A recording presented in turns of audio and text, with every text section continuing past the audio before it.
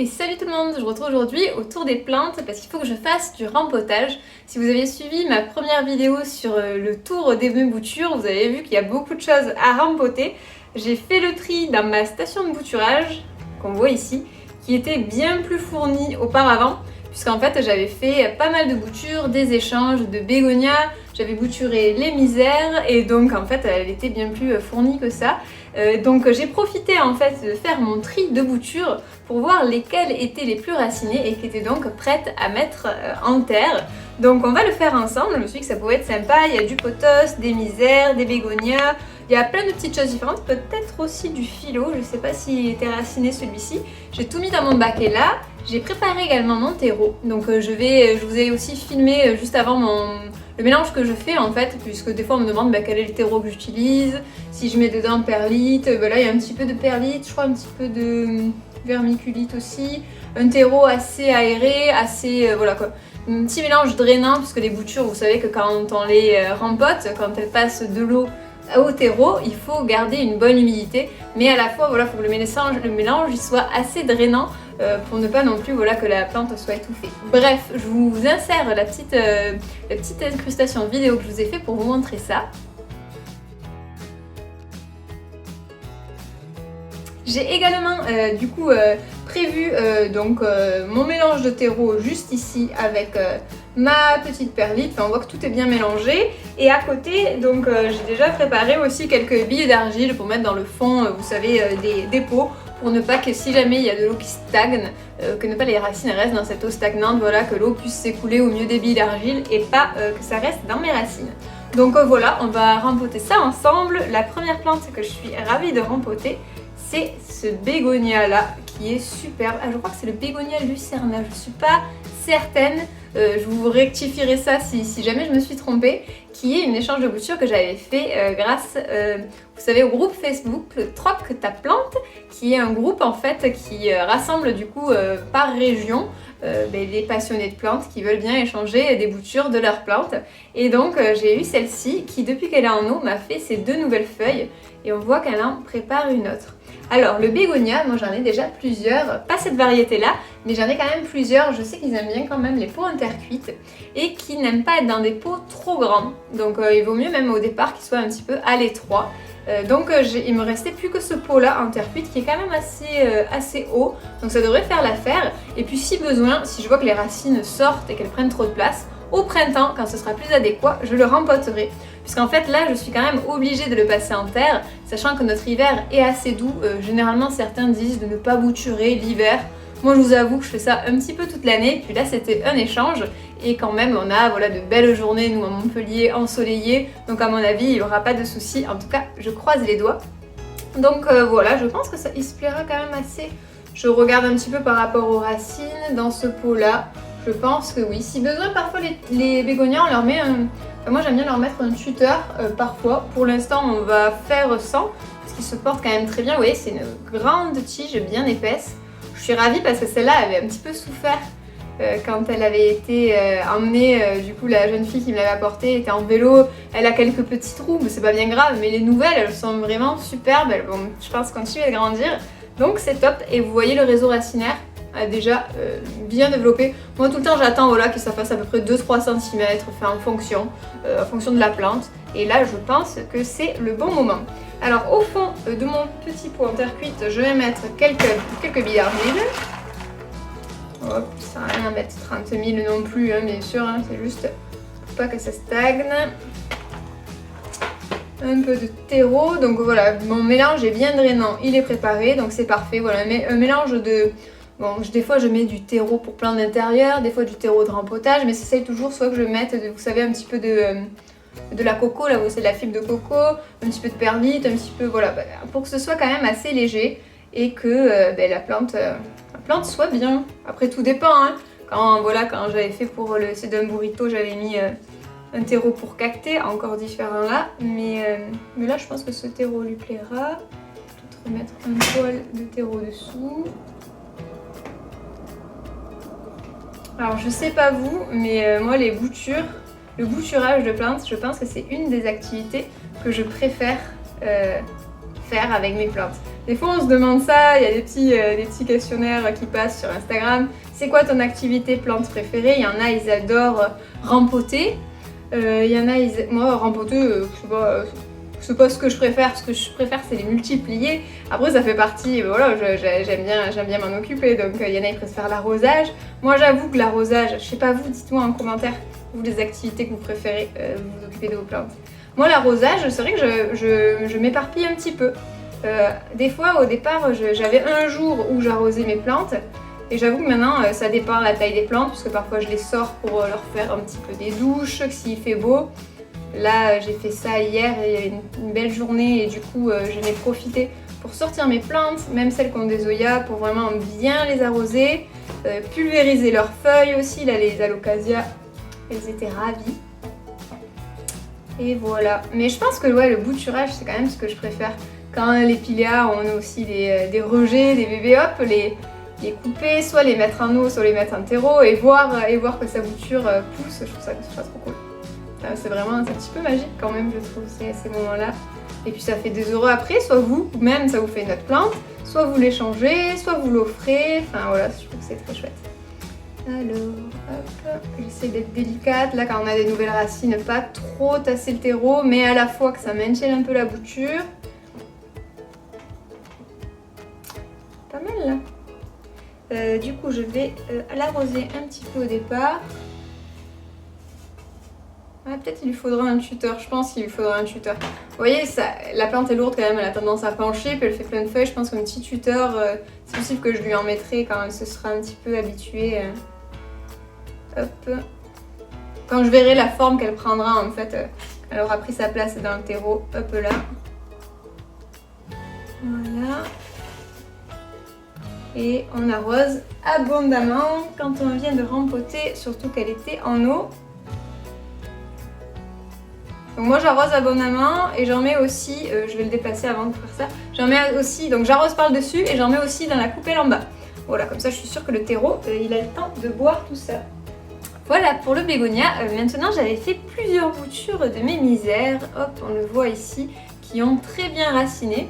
Et je me dis que je vais en faire un seul et même pot de ces boutures de misère, ou alors je vais en garder une à côté, à voir.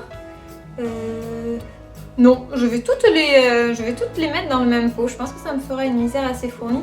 Quoique celle-ci, elle ne suit pas le mouvement. Ouais, bon, je vais réussir à me décider. Celle-là, je la laisse de côté. Peut-être je la proposerai à l'échange sur le groupe. Je vais rempoter ces 3-là dans le même pot. Vous voyez que les racines, je trouve que les misères racinent très rapidement en eau. C'est vraiment une plante qui est facile à bouturer. Je vous l'avais montré dans ma dernière vidéo justement quand je vous montrais le tour de mes boutures. J'en ai même, je crois, bouturé 2 en direct. Et donc du coup là je vais en profiter pour les rempoter. Et vraiment voilà, vous avez aucun échec quand vous bouturez les misères.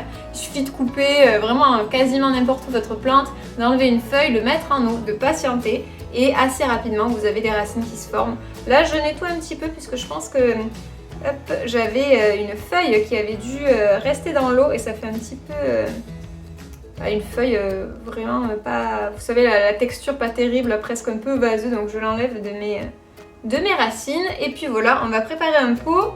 Donc comme j'en mets 3, je vais prendre un pot quand même, parce que j'avais préparé plusieurs petits pots là pour mes boutures. Mais comme on est quand même assez grand, je pense que je vais le mettre, déjà il ira bien dans ce cache-pot, ça ressortira bien je pense, le blanc en violine. Et là, hop, dans un pot comme ça, je vais mettre un fond de bille d'argile toujours.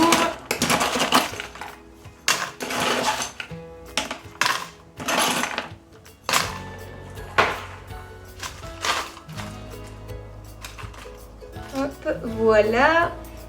Un peu de terreau, toujours dans le même mélange, là ça lui convient très bien, un terreau drainant pour la misère, c'est parfait.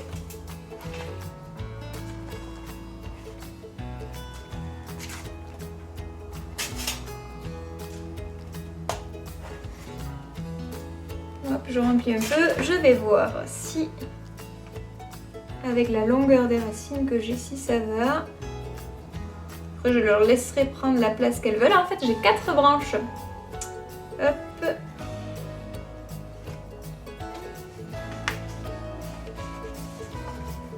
Là, vous les disposez vraiment vous comme vous le souhaitez. C'est vrai que Et quand même les misères, même quand on met une seule bouture de misère en terreau, il en ressort d'autres. Donc c'est pour ça que je pars pas sur un pot trop petit. Par exemple, ça me l'avait fait sur celle-ci que vous voyez là.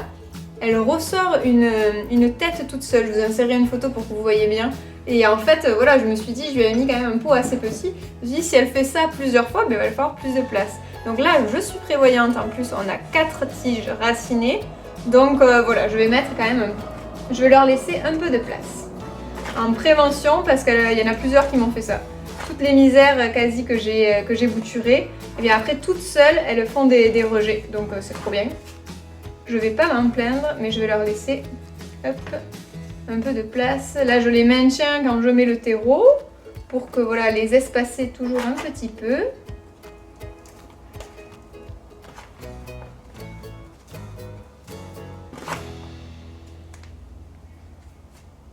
Après, des fois, voilà, vous mettez le terreau, vous arrosez, le terreau prend bien sa place au milieu des racines. Et puis parfois, il faut rajouter un peu de terreau. Là, je pense que c'est ce que ça va faire. Un peu de terreau par là. Hop. On va arroser un premier coup, on va voir ce que ça donne. Donc voilà, on voit ma petite perlite au milieu. Est-ce que j'ai une soucoupe pour pas en mettre partout? Ce serait bien. Ouais, j'en ai une là. Hop.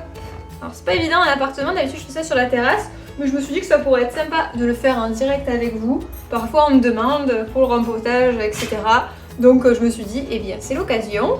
Mais du coup, il faut que j'emménage pour au milieu de l'appart pouvoir avoir et le terreau et pouvoir arroser en même temps, puisque vraiment les boutures, quand je viens de les faire, moi j'aime bien de suite, voilà, leur mettre une bonne dose d'eau. Attendre un petit peu que ça boive, donc là peut-être que je vous mettrai en accéléré.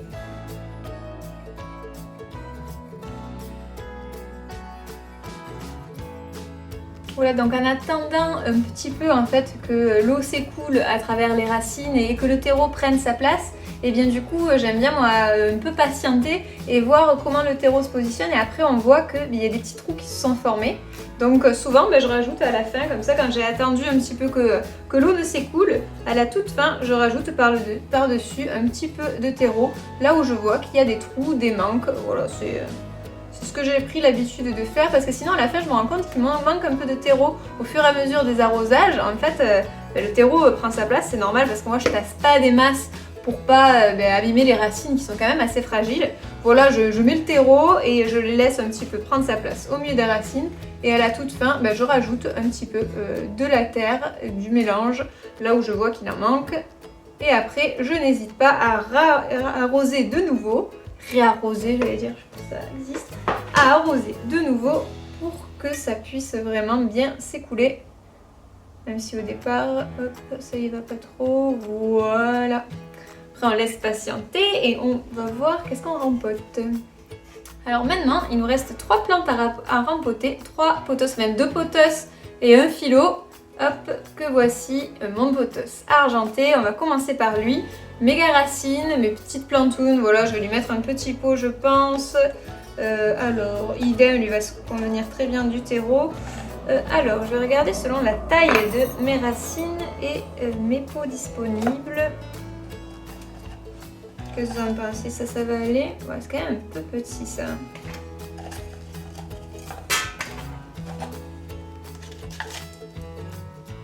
Ça aussi. Voilà, ça m'a l'air pas mal. Ouais, ça sera mieux que le petit. Les petits sont vraiment petits que j'ai là. Hop. Pour les piléas, j'aime bien avoir des petits pots, puisque le piléa aime bien être à l'étroit sur les boutures pour que ça marche. Voilà, si vous lui mettez un pot trop grand, ça va pas aller. Par contre, celui-là, je pense qu'il va bien là. Sachant qu'en plus, j'en ai fait d'autres, des boutures, je pourrais peut-être ensuite en rajouter. Hop, un petit fond, toujours de billes d'argile. Alors moi j'en mets pas 3 cm, mais je mets vraiment dans le fond pour que l'eau puisse s'écouler et voilà, que ça stagne pas en bas. Et pour boucher aussi mes petits trous. Qu'est-ce que vous avez? Est-ce que vous avez des techniques vous, pour boucher les petits trous? Vous savez, chaque fois ces pots sont perforés, donc moi je mets souvent des billes d'argile entre. Mais peut-être que vous avez des techniques. Des fois je mettais des cailloux au départ moi. Avant que j'achète des billes d'argile, je mettais des cailloux au fond.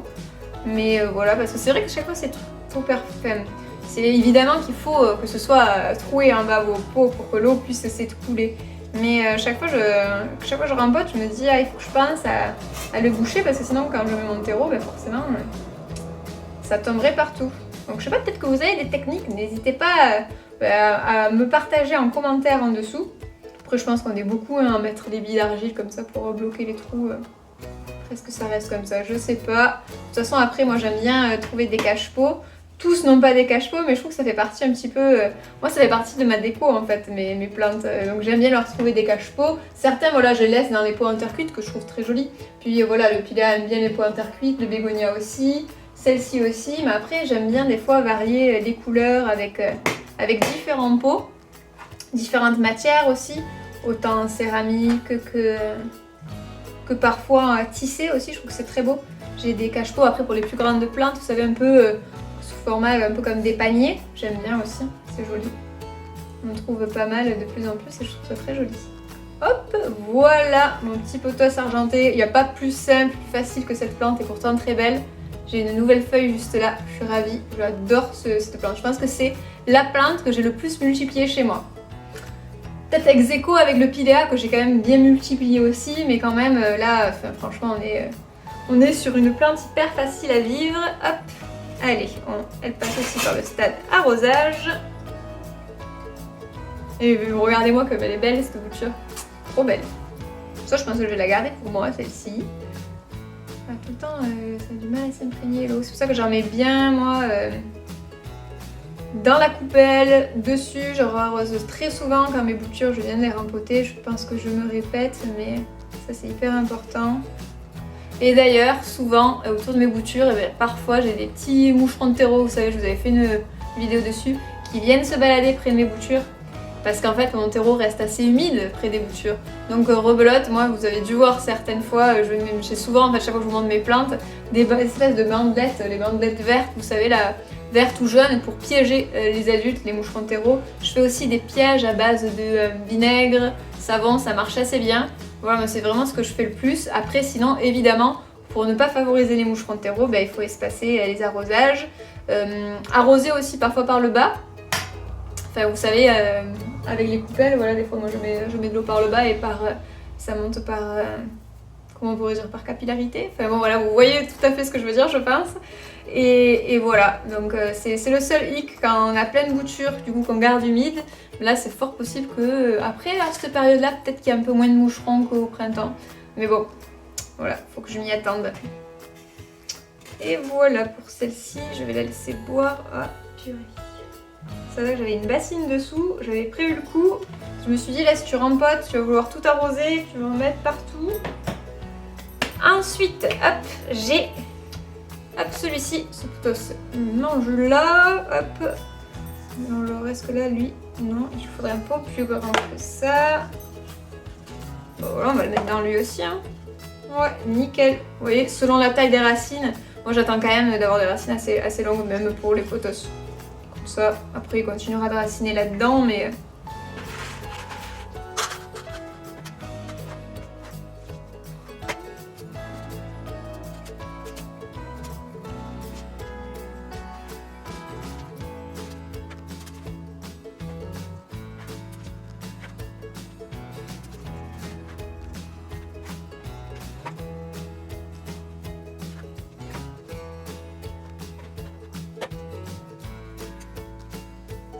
Et voilà, pour celle-ci, je vais la mettre direct dans la bassine avec un petit peu d'eau. En tout cas, elle est en pleine forme, les boutures cet hiver, ça a été vachement bien, je trouve, hyper vite à raciner, avec des nouvelles feuilles chacune. Enfin, je pense que j'ai trouvé le spot chez moi pour bien bouturer.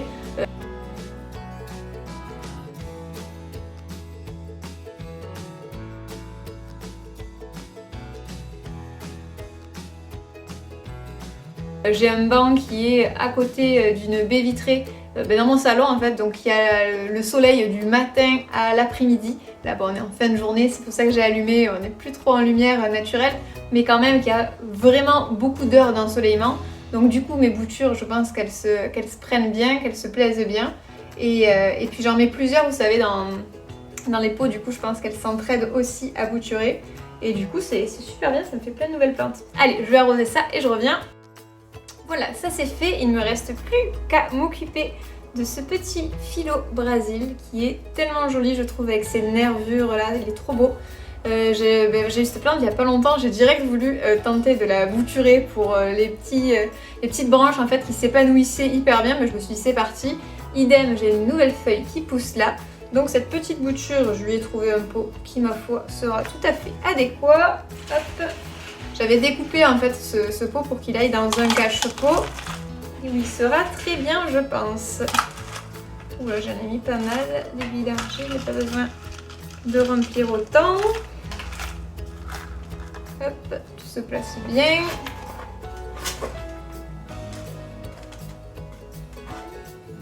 Voilà. Hop là, vous voyez, idem, là, une belle racine. Pourtant les racines, j'essaye qu'elles aillent un peu vers le bas, qu'elles ne remontent pas quand je mets ma plante. Après, je la tiens et je comble de terreau. Enfin, terreau, toujours pareil, perlite, un petit peu de vermiculite, enfin, terreau bien aéré, bien drainant. Et au printemps, si besoin, je rempoterai, mais je suis pas sûre qu'il faille le rempoter de suite.